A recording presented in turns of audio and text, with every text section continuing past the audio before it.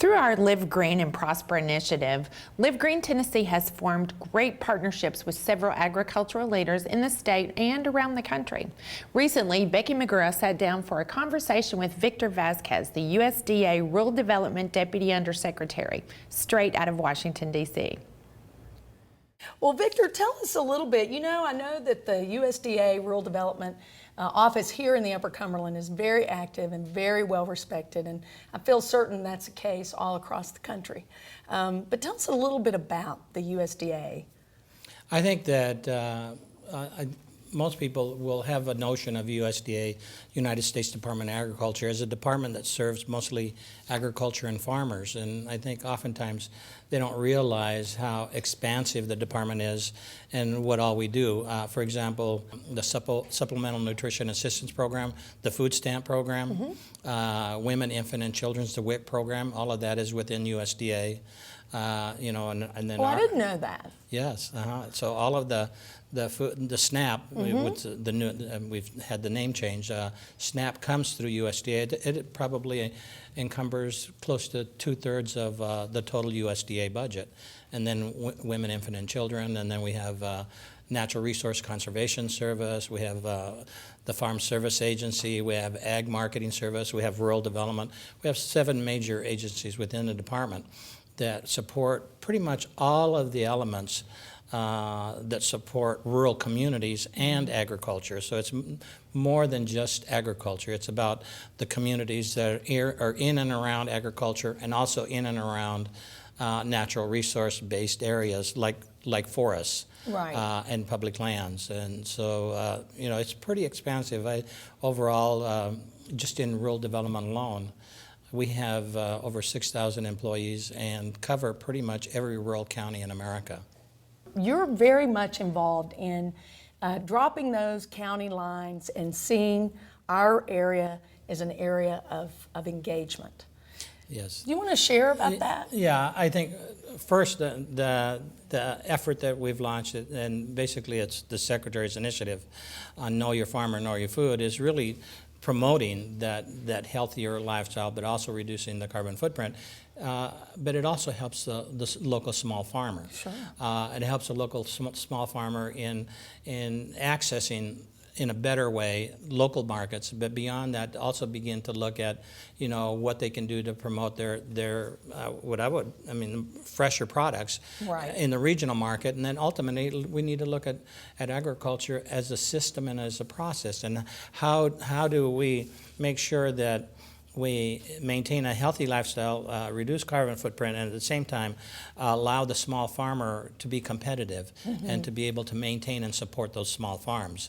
I think that if we look in and around our communities, oftentimes we've forgot that we have schools, we have public facilities that have large kitchens that if we paid attention to what our local producers are putting out, that we connect to that market and utilize that, we're going to get fresher product. And we're going to have a healthier lifestyle and at the same time supporting the local and regional economy. But beyond that, as they become more successful, then they can become competitive in a larger regional effort economically.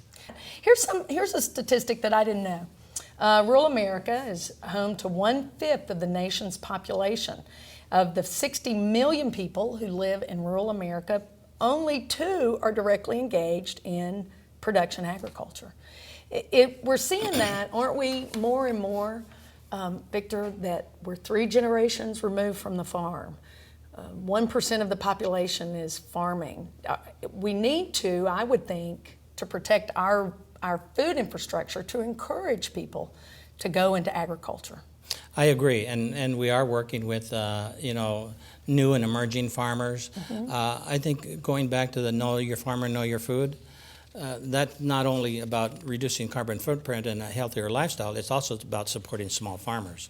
We do need to make sure that we shore that up and we protect it and we value it and we have a greater understanding of what they are. I mean, beyond agriculture, they're good stewards of the land. But we do have a responsibility to look at how we administer programs in a way that encourages new farmers to start up. And so we are actually actively pursuing that, also with minority farmers in the Mississippi Delta and then in the Southwest. And believe it or not, in like Oregon and Washington, we're getting a lot of Latino farmers that are emerging. Oh, that's great. Yeah. I want to share that Erica Duarte is one of our staff here, and she and I took advantage of a program that you all are partners in, and that's Agri-Leadership 2020. Oh. And we just finished our class, and it was phenomenal. I would greatly encourage any of our folks in the region to take part. You don't have to be a farmer. I'm not a farmer to take advantage of this. It's a wonderful opportunity. And what are those programs that the USDA, Rural Development offers that people, the general viewing audience, really need to know about and need to take access of? And how can they get information about that? Well, first, I mean, we do have a very good website for the department.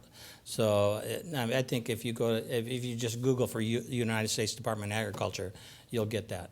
But I would say for the general public, and we don't talk about it very often, is that we have a land grant system in the state universities. By a state university, I would say, like for me, it was like Oregon State or sure.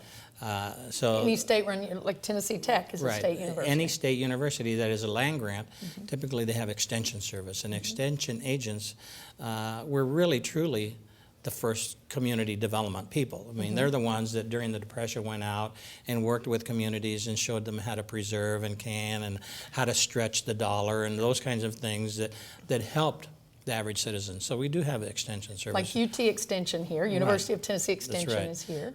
Well, we are so glad that you took the time out. I know you have a tremendously busy schedule. You're here for the Rural Development Conference. Yes, I am. But I know that that taking this time out was I'm sure a challenge to your schedule, but so very much appreciated.